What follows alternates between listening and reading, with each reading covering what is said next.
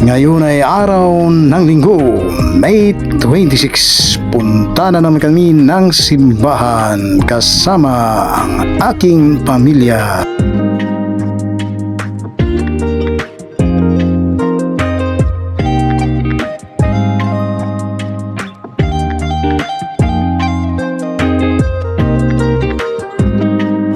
Dito na naman kami sa loob ng simbahan.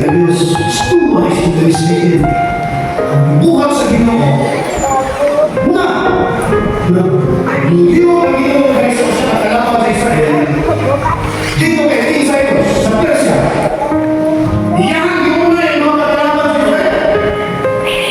Yung una yung natawag sa Persia ang Babylonia, napili ang Babylonia kung niya ang Persia ikaw ginagawa sa Persia kung pabor ang Israel na makabalik o makawali sila dito sa Juda. Giaway ang mga kalaban ang mahimong panalangin sa kinabuhi sa mga. Tapos na naman ang aming simba. Okay mga guys, see you next time. Blessed Sunday, everyone. Thank you for watching.